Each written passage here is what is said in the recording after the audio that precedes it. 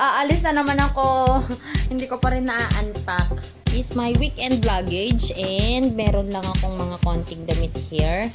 Manood nga ako ng mga tutorial tapos try ko ngang mag-makeup. Ang hirap maglagay ng eyelashes, guys.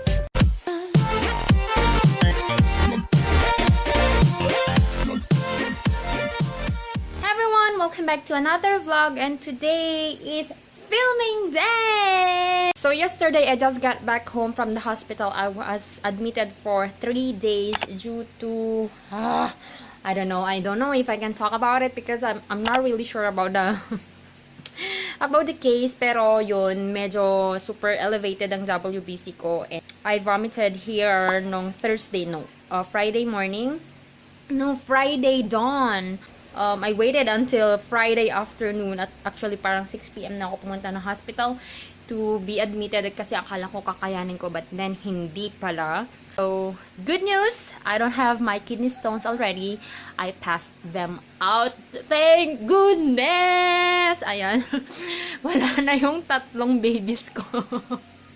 Sinabi ko dun sa nag-ultrasound sa akin, I was also suspected to have endometriosis or ovarian cyst. Kasi iba yung presentation.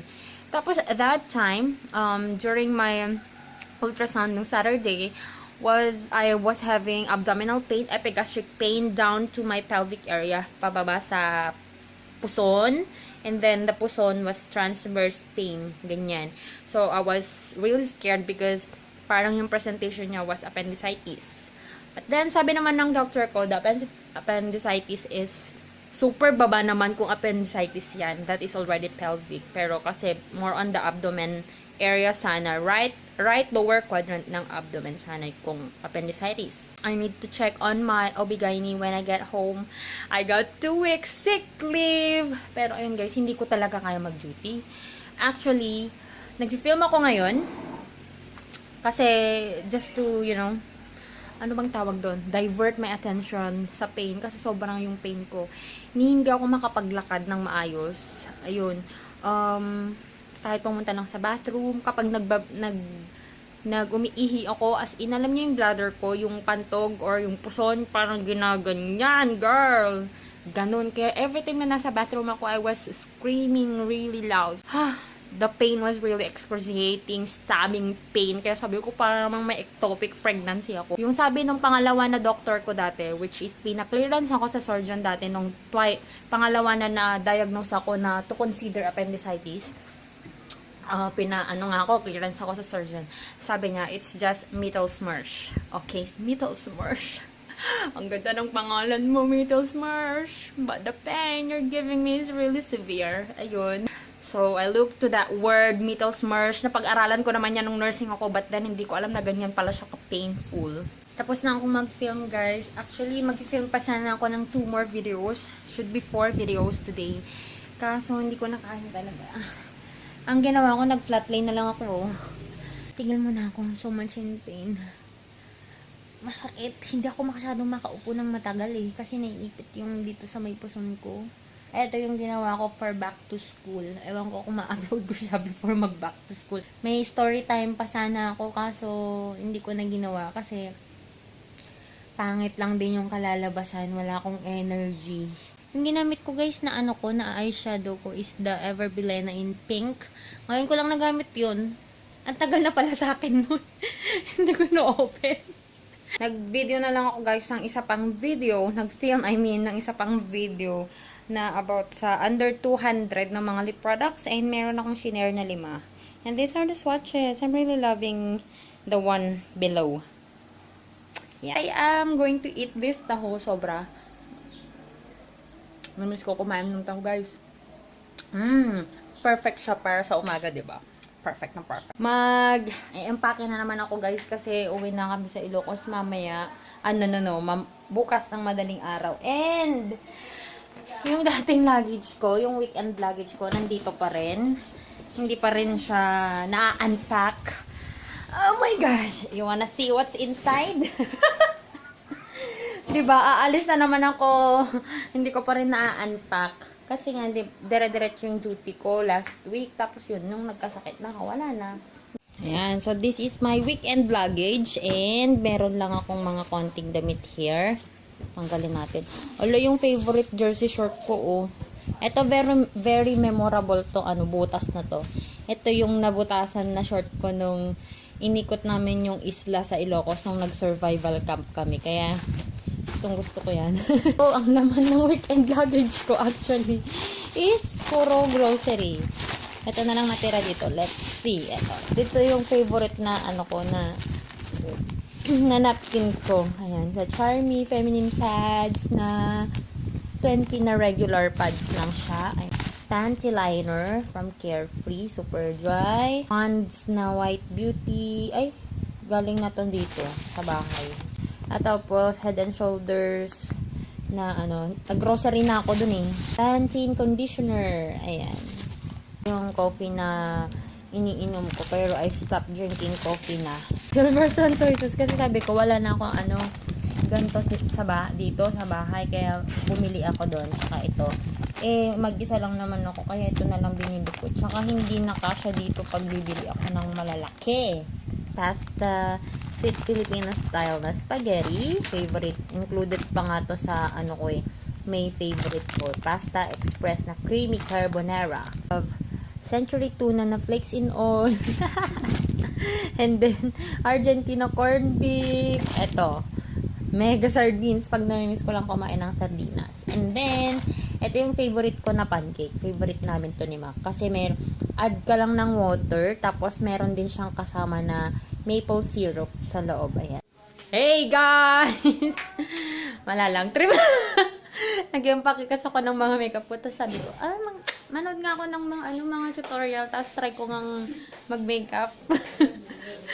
Ang hirap pala maglagay ng eyelashes, guys. Pero, naman. Tapos niloloko nila, ready ka na? Ready na daw ako mag-igib.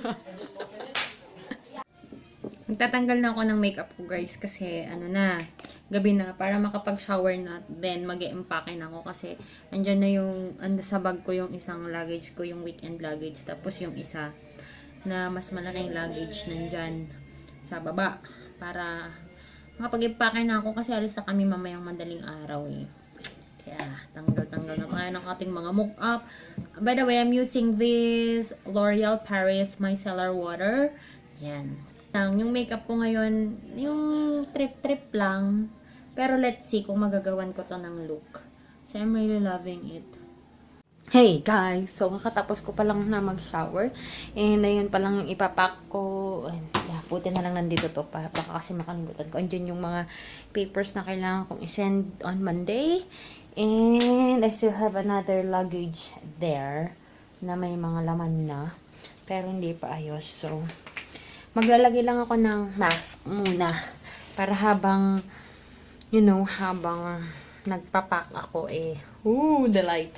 Habang nagpapak ako, diba, tumitigas na. Kasi ang ilalagay ko, magdadala ako ng ganito, yung puro face mask, ganyan, mga kailangan. Ito, gagamitin ko naman ito ngayon, yung peel of mask na deep cleansing. Hindi ko pa ata ito na-try dati. Hindi pa. So, this will be the first time to try that. Let's see if it will work. Ooh, the consistency or the color. Parang pala. Parang aloe vera. Yung middle finger. Transparent na na greenish. Ito na nga lang. Amoy cucumber nga. Kasi cucumber to eh. Medyo, hindi ko alam kung dahil masyado akong nag-scrub ng mukha ko, kaya medyo may sting or what. Pero may konti. Kasi nagbabad ako sa Kojic pala kanina. Hindi na nagbabad, pero medyo natanggalan kong binandawan. Medyo matigas na tong ko guys, tong mask ko. Nakahiga ko kanina dito, tapos biglang tumuhol yung aso namin, si Maxi, diba yung malaki. Tapos gumalaw tong bed ko, akala ko galing siya dito sa ilalim, dito banda, kasi kung minsan natutulog siya dito sa gilid o kaya sa ilalim. Akala ko tumayo siya, tapos nagalaw niya yung bed ko. Hindi pala. Sabi ko, bakit wala? Nandun naman yung aso. Sabi ko, ba't gumagalaw yung bed ko? Lumindol pala. Tapos hindi na feel ni mama. Tapos, Tawa-tawa kami. Dapat daw hindi ko muna tinanggal yung makeup ko kanina. Para if ever man lang na lumindol ng malakas. O, diba? At least maganda pa rin ako. Still packing, guys. Ito pa lang. Yan. Ito. Tsaka ito. Kailangan ko pang i-pack. And kailangan kong iuwi yung mga dirty clothes ko para doon na kami maglaba kasi walang tubig here. Ay, nakar. Yeah. Tatanggalin ko muna tong aking mask.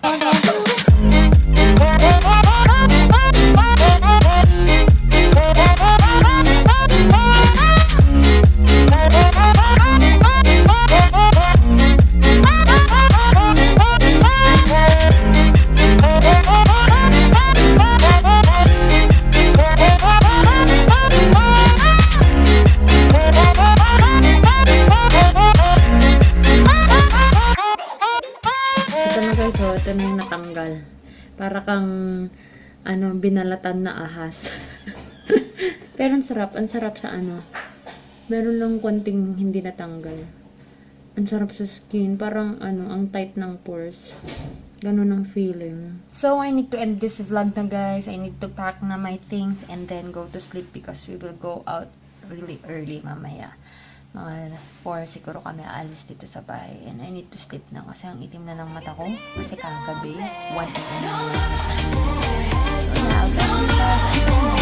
So,